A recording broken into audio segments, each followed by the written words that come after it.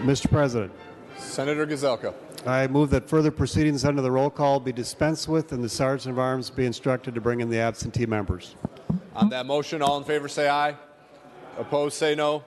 The motion prevails and the Sergeant at Arms will bring in the absent members. Members, please stand for the prayer. Today's chaplain is Reverend Dan Ankerfelt from Minnehaha Communion Lutheran Church in Minneapolis. And following the prayer, please remain standing for the Pledge of Allegiance. Would you please join me in prayer? Abiding God, we gather before you this day, mindful and aware of all that you give to us, that we are continually surrounded and supported by all of your gifts. Help us to discern and nurture such gifts for those we share. We also ask you this day to continue to inspire and bestow upon these gathered senators your wisdom and knowledge. Might they become a mantra and motif for these legislators who both lead and serve. We also invoke your aid and guidance, O God, so that equity, justice, and goodness might prevail. May these founding attributes of our Constitution become fully known in this place, both in our deliberations and all that we decide for the good and sake of all. Let all these requests and whatever else you know we need be heard. And may your guiding hand and life-giving spirit grow in and among those who gather here this day. Hear us now, O God, through your power that unites us as one. In your holy name we pray. Amen. Allegiance to the flag of the United States of America and to the republic for which it stands, one nation, under God, indivisible, with liberty and justice for all.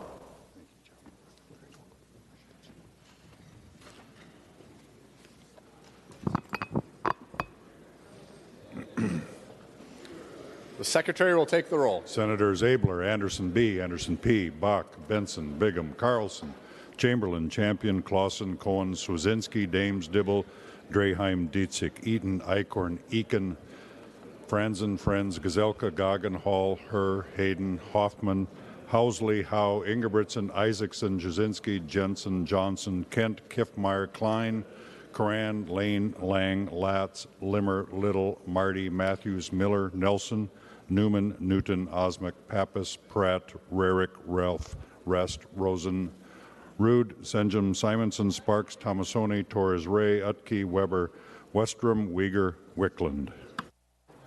A quorum is present.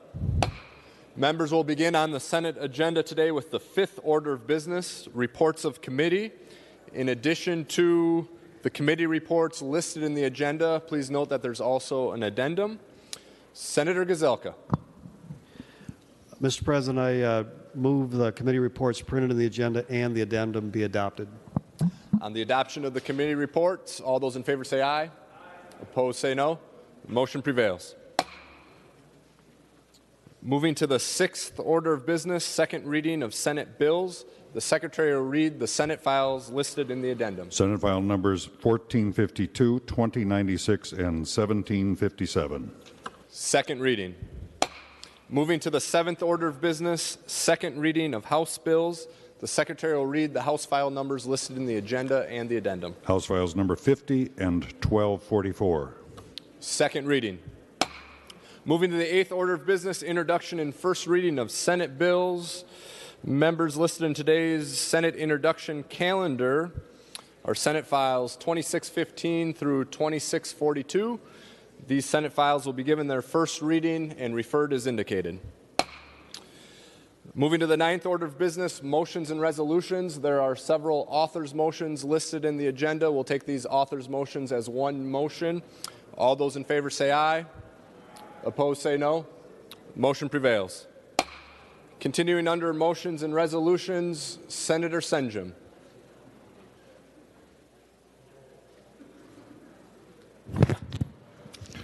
Thank you, Mr. Chair. I would move that Senate File 1107 be withdrawn from the Committee on Jobs and Economic Growth, Finance and Policy and re-referred to the Committee on Energy and Utilities, Finance and Policy.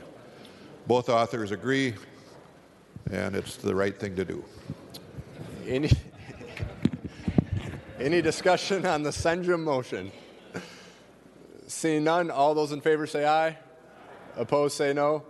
The motion prevails. Senator Rarick. Thank you, Mr. President. I move that Senate File 1753 be withdrawn from the Committee on Judiciary and Public Safety, Finance and Policy and be re-referred to the Committee on Transportation, Finance and Policy. This is my bill. I have spoken with both chairs, and they are both good with this. Any discussion on the Rarick motion? Seeing none, all those in favor say aye. Opposed say no. Motion prevails. Senator Thomasoni. Thank you, Mr. President. Members, I move that Senate File 2361 be withdrawn from the Committee on Jobs and Economic Growth, Finance and Policy and be re-referred to the Committee on Agriculture, Rural Development and Housing Finance. Mr. President and members, I've spoken to both chairmen, and because the jurisdiction of the bill is in ag, it makes more sense to put it in ag finance. Any discussion on the Thomasoni motion? Seeing none, all those in favor say aye. Opposed say no. Motion prevails. Senator Abler. Thank you, Mr. President. Another bill to move. I would move that Senate File 2410 be withdrawn from the Committee on Family Care and Aging and be referred to the Committee on Human Services, Reform, Finance and Policy. It's my bill. I talked to the other chair, and I agreed from my side. It's an elderly waiver bill. It involves giving an increased rate to people with a high percentage of elderly waiver, and it's a fiscal matter. It belongs in our committee. Thank you. Any discussion on the Abler motion? Seeing none, all those in favor say aye. Aye. Opposed say no. Motion prevails. Senator Nelson. Thank you, Mr. President. I move that Senate File 2565 be withdrawn from the Committee on E12 Finance and Policy and be re-referred to the Committee on Human Services, Reform, Finance and Policy. I'm the author of the bill. I've spoken with Senator Abler. This bill does belong in his committee. It's dealing with human services. Any discussion on the Nelson motion? Seeing none, all those in favor say aye. Aye. Opposed say no. Motion prevails. Senator Klein. Thank you, Mr. President. I move that Senate File number 689, number 77 on general orders, be stricken and re-referred to the Committee on Finance. Mr. President, the bill has a fiscal note and should be reviewed in Finance, and I've spoken with both the chairs. This is my bill. Any discussion on the Klein motion? Seeing none, all those in favor say aye. Opposed say no. Motion prevails. Remaining under motions and resolutions, Senate resolution numbers 77 to 79 will be referred to the Committee on Rules and Administration. Senator Gazelka. Mr. President, members, I move for a brief recess for some comments from Senator Kiffmeyer. Senator Gazelka moves for a very brief recess. All those in favor say aye. Aye. Opposed say no. The Senate is in recess. Yeah. Senator Kiffmeyer. Thank you, Mr. President and members. A very important day today. We are recognizing March 21st as the Down Syndrome Day. Not only is it recognized here in the state of Minnesota, but also recognized worldwide. Just to let you know a little bit about Down syndrome, at the point of conception, we end up with 23 pairs of chromosomes. That's pairs of them, one of each, one from the mother and one from the father. However, in chromosome 21, which is one of the bundles of DNA, in the chromosome 21, sometimes on occasion you will have a partial or a complete third chromosome. That is why it's often called also trisomy 21, otherwise known as Down syndrome. It's interesting, as you may have noticed, how we increasingly see them on television as movie stars. We see them working in restaurants. We come into contact with them frequently.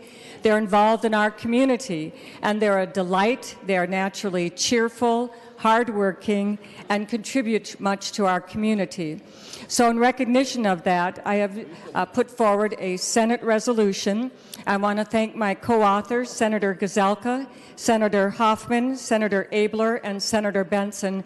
And I know that many of you others would have loved to have joined on and co-sponsoring, but we are only able in the Senate to have 5 members do that.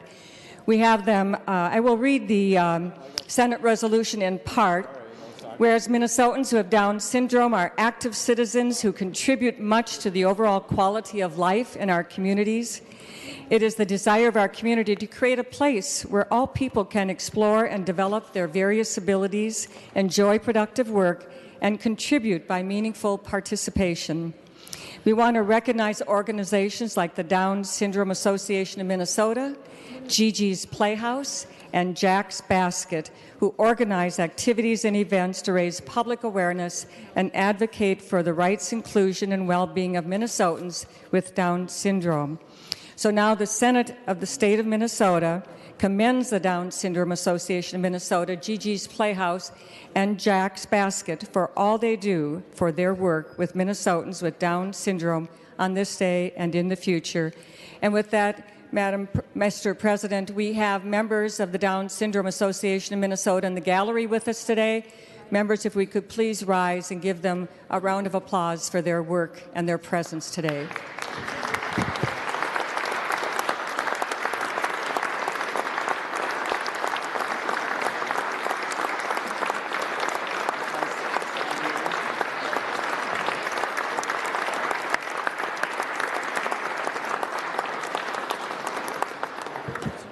Thank you, Mr. President and members. The Senate will come to order. Remaining under motions and resolutions.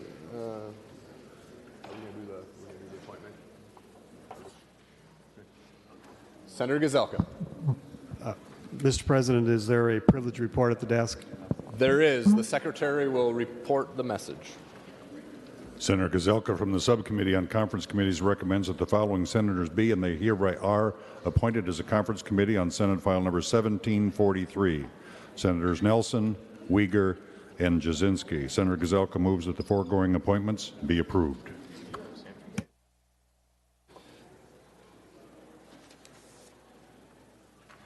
Members, on the appointment of the conference committee, all those in favor say aye.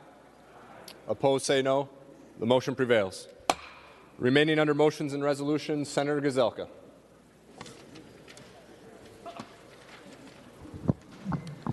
Mr. President, pursuant to Rule 26, I designate the following bills be made for special orders for immediate consideration. Members, the sheet with special orders is on your desk. Members, the first bill up for consideration is number 108 on general orders. It is Senate File 621. Senator Jasinski. Thank you, Mr. President and members. Today I have Senate File 621, which is the Deputy Registrars Reimbursement Bill. I want to thank, first of all, my co-authors, Senator Newman, Senator Pratt, Senator Draheim, and Senator Eichhorn. Also, I'd like to thank all the stakeholders across the state of Minnesota that were involved in this process in the last 2 months trying to come to agreement on several terms. Most of you probably don't remember what happened on July 24th, 2017. July 24th, 2017. But our deputy registrars remember what happened. That was the day that deputy registrars across the state of Minnesota will remember. You all know the story. We've heard it. I'm not going to go through it too much more. MNLARS was released, and it was not ready to be released. Remember, these deputy registrars in private businesses, our private businesses, there's cities, there's counties that are all service centers for us that support the state of Minnesota. They provide essential services at a valuable price. I come from a small business family. I understand the importance of what small business is and what it means to people. You have to market your business. You have to recruit. You have to hire your people. You have to deal with customer service issues. You have to deal with employee issues. You have to pay your expenses, including property taxes. You have to deal with the regulation and regulative paperwork. You have to maintain your facilities. And you have to make payroll. You make payroll for your employees that support your employees and their families. You also have to make business decisions on a daily basis.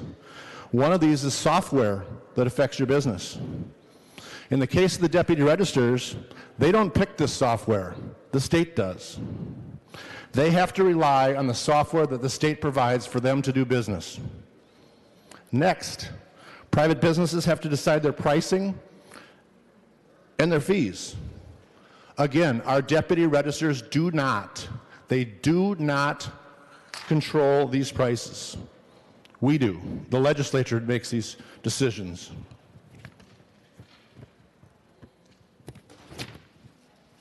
MNLARS was released too early. It was not functional and was plagued with problems. Every one of you here on this floor has heard a story from your private or your city or your county deputy registers with issues. If you haven't, I'm extremely surprised. They had system crashes, they had downtime, they had workarounds, they had an increased work time to complete transactions. More work has been put on the deputy registers from the state to have them do more of the work for us. A lot of times, a transaction that used to take one transaction now takes three, as you call a workaround. Our deputy registers get paid for one, not three, one. And again, we as the legislator decide those fees. The OLA report was released. I hope all of you have read a copy. I have the front page distributed to you today. I'm going to read you the conclusion from the OLA report. The OLA concluded that the Department of Public Safety, or DPS, and the Office of Minnesota Information Technology Services, as we know, MINIT, must share the responsibility for the system's unsatisfactory release. Leaders of these agencies and the project did not provide an oversight and the direction necessary to ensure, in the end, that the system would meet user needs. And if you haven't read this report, you should, because it tells you what happened. Governor Walz himself came down to my town to transfer a personal plate. Some of you think that's a simple thing, and it should be. It's not the highest priority, but they released this software without the capability to do that. Governor Walz came to my town 19 months after the system was released to do this. And did it go perfectly? No.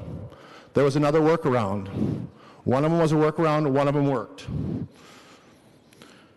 The system that was released too early, as I've said several times. We've had to spend more money at the state to develop the software, but our deputy registers have received nothing. They've received nothing. These people have spent their reserves, some of their savings. They've worked overtime. They've borrowed against their 401k. They've taken second mortgages, all to keep their businesses running. Some are probably on the verge of bankruptcy. It's time we respond. In front of you, Senate File 621. I'll go through the bill briefly. It appropriates $13 million to our deputy registers. This is dispersed with 10% evenly across the board to all our deputy registers, and then 45% pre-MNLARS and 45% after MNLARS to come up with an average across the state. This will be dispersed. There should be a sheet coming around. I apologize for the delay on that. We'll show what your towns will be getting on this proposed bill with the $13 million. In exchange for this, we've talked about The dollar values last year was $9 million. There was a study done that they believe the first year there was $9 million done in damages to these deputy registers. We've had multiple stakeholder meetings with these people, not only the deputy registers, the Towing Association, the Minnesota Auto Dealers, the auto auctioneers. Every one of those stakeholder meetings believed the deputy registers were hurt the most. This is their core business. Other ones like auto dealers can still sell cars, although they've had issues. Towing companies can tow cars, although they've had issues. Everybody else can do their business, but the deputy registers have been most hit by this, and that is why this money is going to them. The rest of the stakeholders just want a system that works, and we are going to continue to work on that. As many of you know, we're working on that, and we'll continue to work on that. Continuing down the bill, what this does is a grant distribution. Within 30 days of enactment of the date, the commissioner must notify the deputy register of the amount of the reimbursement grant, which is close to what you're receiving today, but may not be the exact amount. The deputy register is eligible to receive this under the section. In order to receive the reimbursement grants, the deputy register must request the disbursement of the reimbursement grant to the deputy register, so they have to ask for it. Secondly, they have to agree to release and hold harmless the state and its employees from any liability or claim arising from the development or the deployment of MNLARs. It also, the request and release agreement must be submitted in the form developed by the Commissioner of MMB, must be submitted on or before June 30th, 2019. The Commissioner must disperse the reimbursements to grant these deputy registers within 5 days after receiving this form. Any funds not dispersed after the initial grants must not be distributed and canceled back to the general, or must be canceled back to the general fund.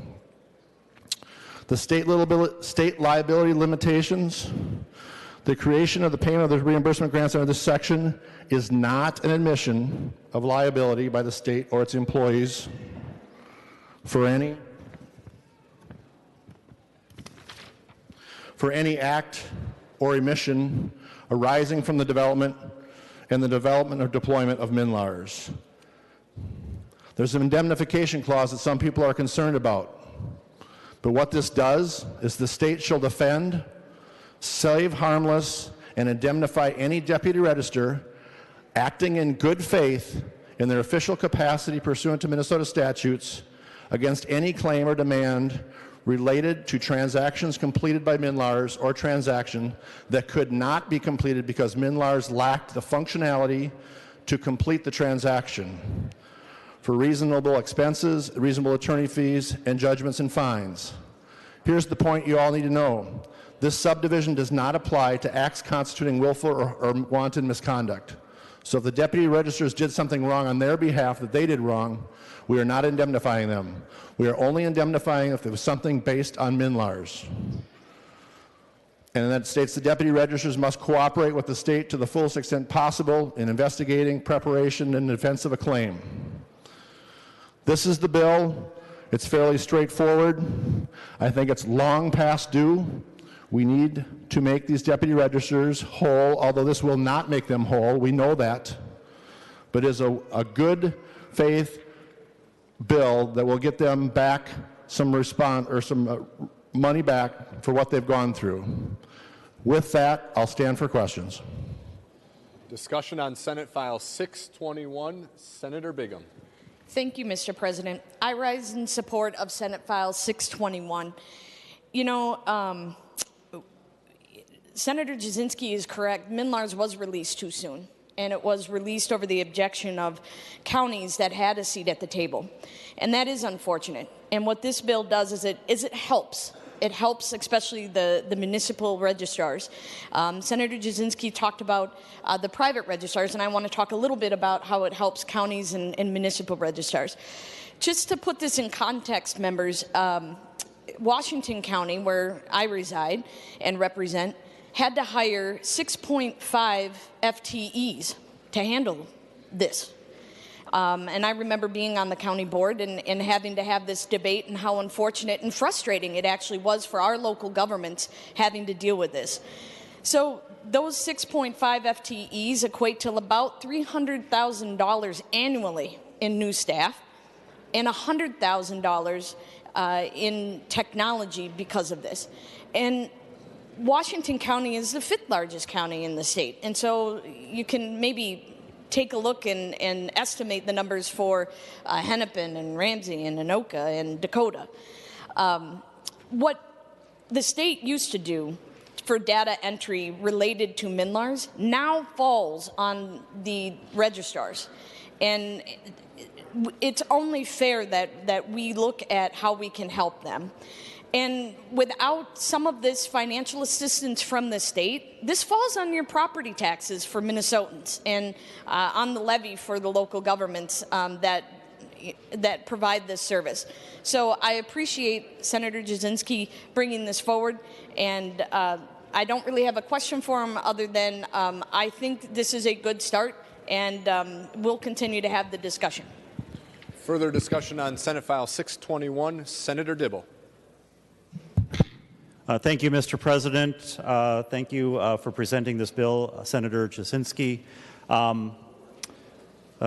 President, if Senator Jasinski would yield, I have just a few questions because the bill is a little bit different than what it looked like when it left Transportation Committee the last time I saw it, so I wanted to ask about some of those changes that have been made on its way to the floor.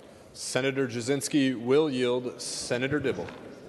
Thank you, Mr. President. Senator Jasinski, I was curious about the $13 million amount. Of course, what's been discussed, and I know you talked about this a little bit in your presentation, but if we could explore it a little bit further, what has been discussed and generally agreed to among a number of parties. One party, of course, was talking about $27 million, but that seemed quite extraordinary. But most of the parties had agreed that $10 million was roughly the amount of damages that deputy registrars had experienced across the state. When and how and why was the number increased to $13 million? Senator Jasinski. Thank you, Mr. Chair and Senator Dibble. To my understanding, there was a report done that showed that after 1 year, there was approximately $9 to $10 million in damages. We are now in month 20 since it's been released. I've worked with Senator Newman on this bill, and we believe that we need to get a finite amount so that we're not back here next year doing another bill on more money from after 1 year until now, basically, or until the end of this year for another amount. So we worked with the stakeholders as best as we could, knowing there was $10 million in the budget, both the governor's budget and some targets that we internally had. And we believe that $13 million was a fair amount. I believe that's something that increased, but we also, getting the indemnification clause and the hold harmless, and that was the amount we came up with. It was $13 million. Senator Dibble. Thank you, Mr. President. Does that amount reflect any sort of documentation or demonstration of level of activity on the part? And or does the bill provide for, I mean, I see the 10%, 45-45, I don't see anything in there, but have the deputy registrars demonstrated in any sort of a tangible fashion, documented their damages, their claims that rise to the level of $13 million, or do we anticipate them prospectively to provide some sort of level of transaction activity that's been slowed and the additional time and expense to which they've been put? Senator Jasinski. Thank you, Mr. Chair and Senator Dibble.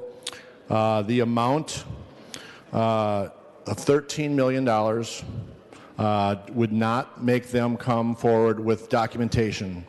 We believe, I believe, and I think most of my counterparts here believe they've been through enough. They have been overtime. They've done everything they can do to keep up with their business. They've worked overtime. I know at my deputy registers, I go by at 9 o'clock at night, and still to this day, they're still doing extra time to make these transactions go through. If you were going to, I would make it sound like a audit. And we know if you've had a private business going through an audit or something like that, or a review, it takes a lot of time to prepare, a lot of time to put those numbers together. I believe This is the simplest method to get money back to our deputy registers before they have to shut the doors. Senator Dibble. Thank you. If Senator Jasinski would yield for just a few more questions. Senator Jasinski will continue to yield. Senator Dibble. Great. Thank you. Senator Jasinski, you mentioned not coming back, but does that include the conversation that is underway around future additional time, effort, expense, and work, maybe necessitating additional revenue coming to the deputy registrars in the form of increasing transaction fees? I assume you're not referring to that, at least in the context of looking at the past, but this does not, I hope, foreclose that conversation about prospective compensation for perhaps future burdens and time and work that deputy registrars are put to. The reason I ask that, of course, is because one of the reasons why this didn't come forward in the earlier deficiency bill was it was stated that we wanted to have that discussion at the same time. Senator Jasinski. Mr. President and Senator Dibble, I appreciate your comments. In the bill, on lines 3.16, 3.17, or actually 3.17, this is for the development period of MNLARS. So this covers from July 1st, 2017, and continues on to January 1st of 2022, which we believe is the development stage of MNLARS. So this dollar amount, we have worked with the stakeholders to come to a compromise that covers this time period. As I said, Senator Newman and myself agree that we'd like to get a finite amount so we don't have to come back. I think this is good on behalf of the state because we're limiting this dollar amount. I know some of these deputy registrars have been hurt far more than the numbers you have in front of you on your desk. So I think this is something that gives a good finite date to it and limits our liability on those dates. Senator Dibble. Thank you, Mr. President. If Senator Jasinski would yield for just two more questions. Senator Jasinski will yield. Senator Dibble. Thank you. I will assume by the answer to the last question, we are not foreclosing the conversation around fees, increasing fees for future ongoing and perpetuity work that might be increased for deputy registrars. I'll just make that a statement, and if Senator Jasinski wants to respond to that, he can. My next question, Senator Jasinski did mention the other business entities, service providers that are affected by MNLARS. Some interact with MNLARS directly, some are just simply affected in their business processes by MNLARS and the deficiencies in the rollout of MNLARS, auto dealers, towing companies, auctioneers, and others. And at the time that we had the deficiency bill, for MNLARS itself, when we didn't bring this package forward at that time, like was proposed initially in the House, one of the explanations given was that from Senator Newman, the chair of the Transportation Committee, was that we wanted to have a more thorough discussion with those business entities about how they were affected and whether or not they were due any compensation for damage to their business processes, delays in time, et cetera. Has the decision been made that they are entitled to no compensation for damages in the past, and is that conversation concluded? Senator Jasinski. Thank you, Senator Dibble. Mr. President, thank you, Senator Dibble. Your first point is this is separate from that, and yes, we would like to take a look at those fees. As we've mentioned in the meetings you and I and several have been in, there's been a change of the work amount of time that the deputy registrars are doing, so they've put a lot more time that they have to do. So yes, they would like to look at fees at some point, but that is not part of this bill. We wanted to get this. Again, I think it's important we get this bill done. As I said in my earlier comments, I don't want these doors to close. And secondly, I have not been contacted, and I believe Senator Newman has not been contacted by any of the other parties requesting a bill such as this worth reimbursements as in this bill. Senator Dibble. Thank you, Mr. President. And then finally, if Senator Jasinski will yield for one final question. He will yield. Senator Dibble. Thank you, Mr. President. Finally, it has to do with the language on page 3, starting at point 3.3. Subdivision 6 indemnification.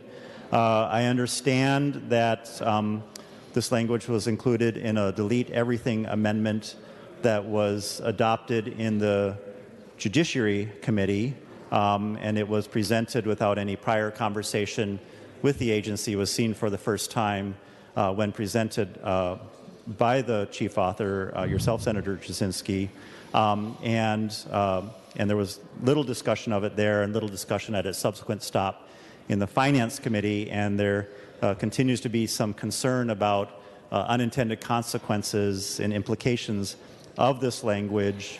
The language, of course, as you described, provides for the deputy registrars to be defended, or at least the expense of their defense being picked up by the state of Minnesota. And it says for transactions that could not be completed because MNLARS lacked the functionality to complete the transaction, and it's, amounts to reasonable expenses, reasonable attorney fees, judgments, and fines. Sounds reasonable, but there continues to be concern. It's not supported by the agency or the governor at this time because there's concern that, in fact, lawsuits may be brought forward for which the state and the agency are on the hook that may not have to do with MNLARS and providing some additional conversation and provisions for those contingencies, I think, are at some concern. So, Senator Jasinski, if you could just help us understand where we are in conversation with the governor, with the state agency, if we think their concerns about unintended complications, unintended consequences have merit or not on this language. Senator Jasinski. Thank you, Mr. Dibble. Or thank you, Mr. President, Senator Dibble. I have had discussions with the governor over the last several weeks on this bill. He agrees we need to compensate these deputy registers, and he's on board with that. Some of the technical language that you talked about that was added in judiciary was not discussed with him, so I would agree with that. This is a work in progress that we did through stakeholder meetings and worked with the deputy registers, both the privates and the publics, with this language through Senate staff to come up with language that we believed was correct. I do not have a law degree. I know Senator Newman had some discussions in the drafting of that language, which he does much better than I do when you get into the legal side. But I believe that Minute and DPS should have thought of that before they launched the system too early. That did not act like it should. It was not ready. So these are things that have come down to the state by their own actions. So I think we should defend them because this was not the deputy registrar's fault. Further discussion on Senate File 621, Senator Newman.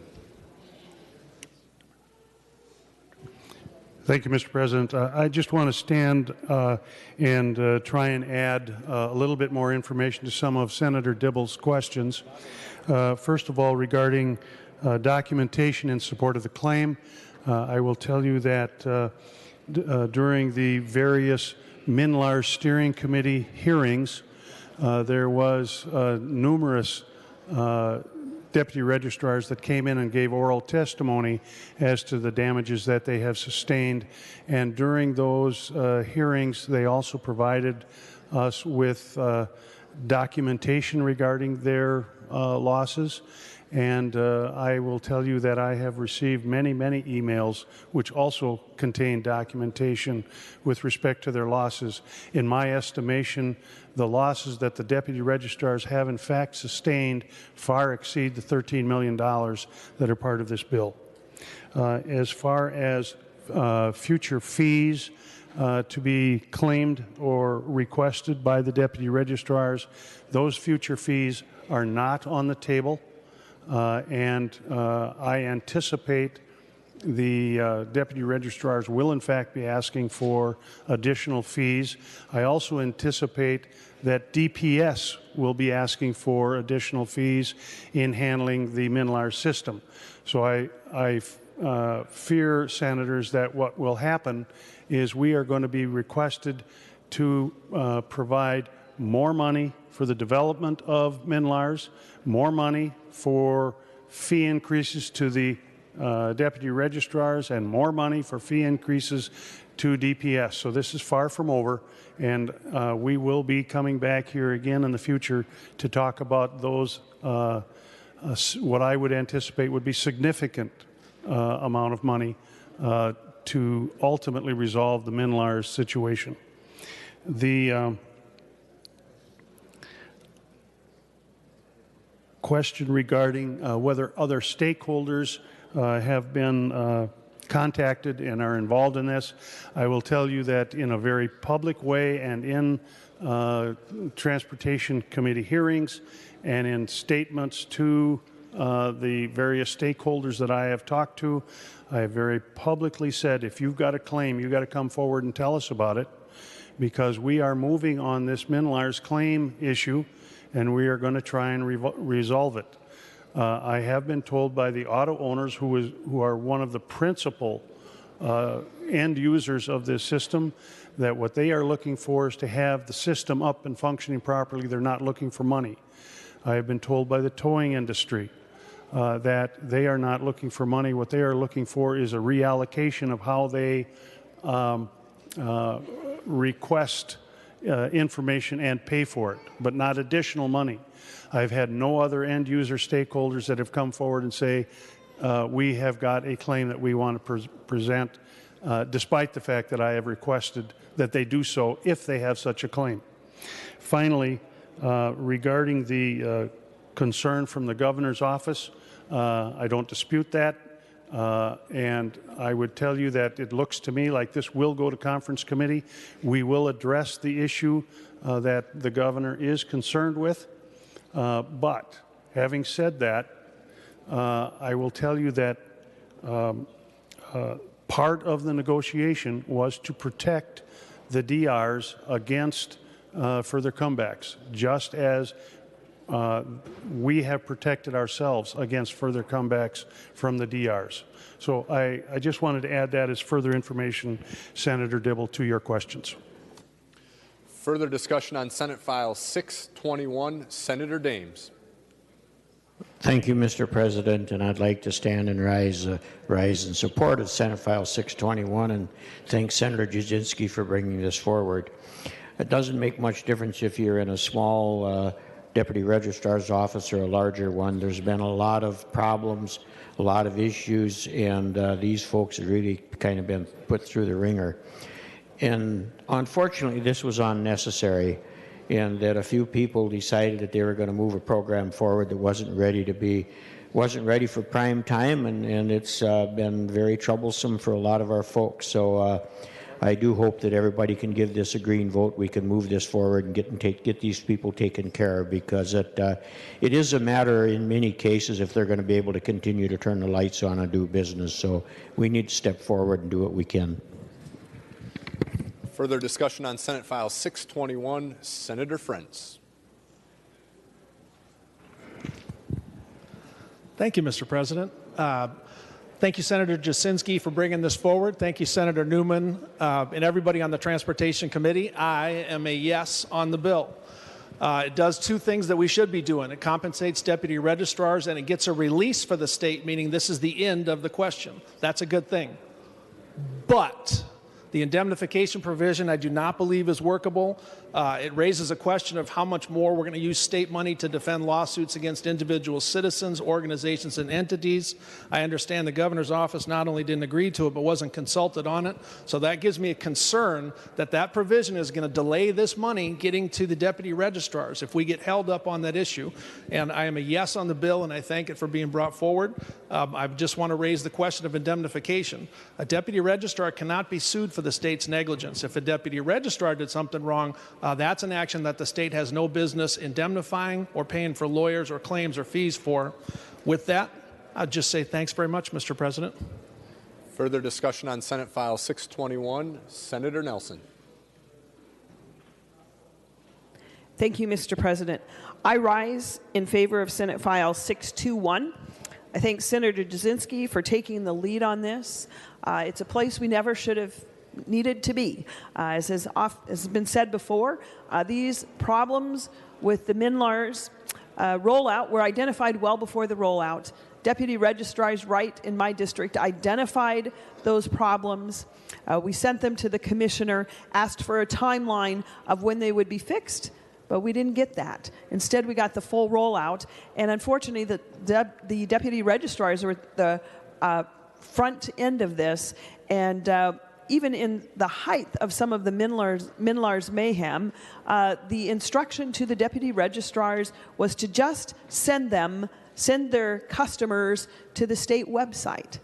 So not only was the system not working, the first workaround was just to remove the customers from the deputy registrars and send them to the state website.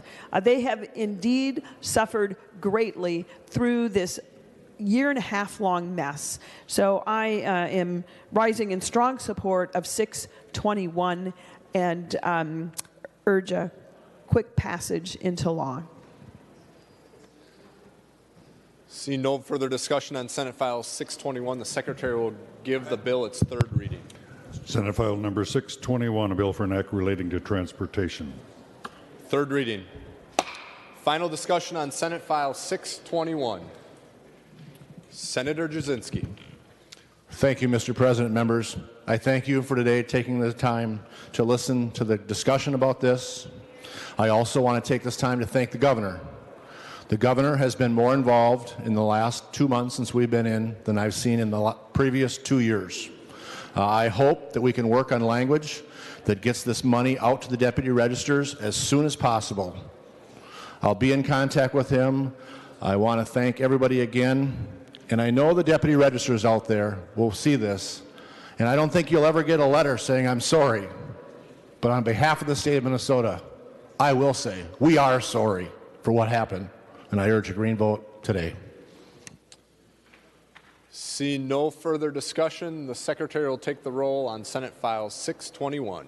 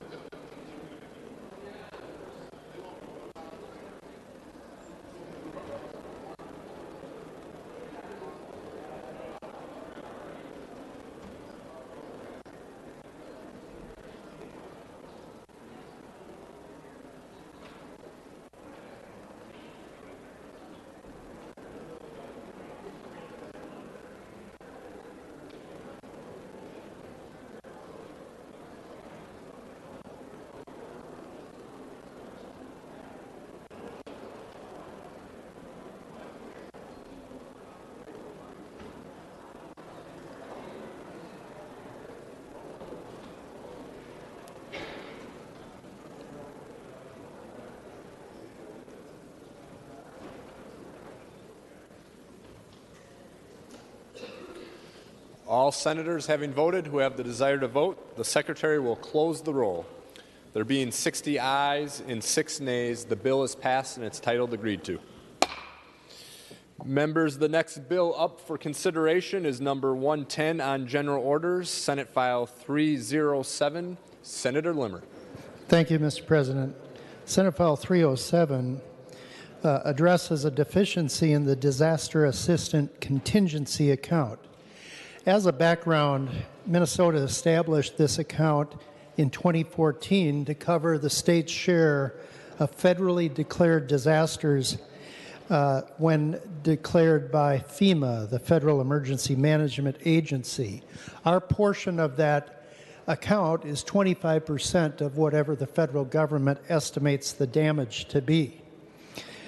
The state has replenished this account with $10 million per year to cover the average number of disasters and subsequent costs to the state. It's important to know that the $10 million annual amount is not built into the base budget, and it must be appropriated each biennium. The fact is that the Disaster Assistance Contingency Account will soon be exhausted and inadequate for this year. The state suffered higher than average rates of disaster in 2018, especially recognizing the disaster that was recognized by FEMA in late 2018, that was in October, for St. Louis County. The original estimate of that cost to the state, the 25%, was 2.9% or 2.9 million, but it has grown since then to approximately $4 million. St. Louis County suffered gale force winds and flooding, as well as damaging waves in October. And that was a higher than normal expense on this account.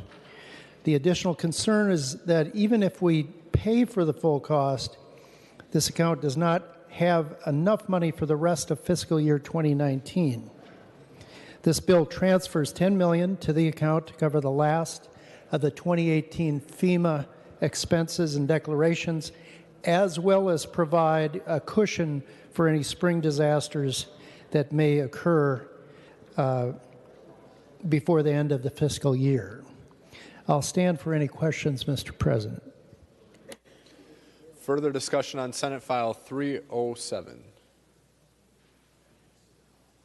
Senator Johnson. Thank you, Mr. President. And I'd just like to thank Senator Limmer for bringing this bill forward. I think this is a critical bill for, especially this year, as we see flood waters rising in southern Minnesota. I know we're going to be seeing that going forward here in northwest Minnesota especially. So although we'll be in session to be able to cover if there is an immediate emergency, it's great to know that we have this particular bill, this pot of money for those ongoing costs that will be associated with those damages going forward. So I support the bill and look forward to its passage. Any further discussion on Senate File 307? Seeing none, the Secretary will give Senate File 307 its third reading. Senate File number 307, a bill for an act relating to public safety. Third reading. Final discussion on the bill. Senator Eakin. Thank you, Mr. President, members, and I too want to thank Senator Limmer for bringing this bill forward. The $10 million certainly is important, and that it is the average what we usually experience in a year, but this year does appear it's going to be worse than average based on the projections as far as potential flooding in my area, up in the Red River Valley, Senator Johnson's area, but also other parts of the state. So I'm hoping that maybe as the bill moves forward, there's consideration to possibly increasing that amount in order to cover the potential increased costs from this spring's flooding. But I appreciate Senator Limmer bringing this bill forward and urge members' support. Thank you. Further discussion on Senate File 307. Senator Rosen. Thank you, Mr. President and members. This is a very critical bill. Thank you, Senator Limmer, for bringing it forward. I just want to remind everyone this $10 million matches the governor's request currently. We will continue to monitor what is happening all throughout the state, and we will continue to look at the governor's request. Of course, we're setting the budget, so stay tuned. Any further discussion on Senate File 307? Senator Jasinski. Thank you, Mr. President and Senator Limmer. Thank you for this bill. This past summer, my district got hit with a tornado, and I understand there's no funds in this account to help pay for that, so I did a separate bill to help with that. This bill will help future cities, if they have issues, to have money readily available to help their communities. So thank you again, and I'd urge a green vote. Any further discussion? Senator Senjum. Thank you, Mr. Chair. And Mr. Chair, I just want to remind the members, at least those that have been here for a while, and perhaps maybe especially for those that haven't, in the past we would, as if you will, disasters would occur, we would group up, we would talk about them, we'd go out and look at them, and eventually we'd come in for a special session. And this, to some great degree, or perhaps great degree, will eliminate those kind of needs, and we'll be able to, if you will, cover them offline. So thank you so much. Senator Cohn. Thank you, Mr. President. Just to follow up on what Senator Senjum said, when the legislation was passed in 2014, it was passed explicitly for the reasons that Senator Senjum suggests, that this was to be an ongoing account. The determination was based upon what was the estimate as to where the natural disasters were at that point. Obviously, that changes from year to year.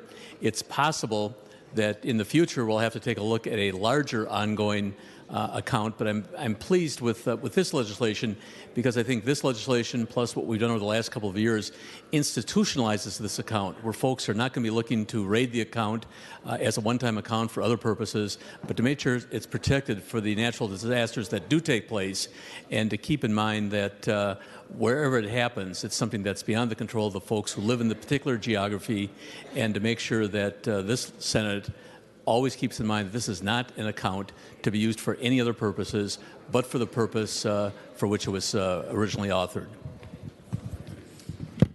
Any further discussion on the bill?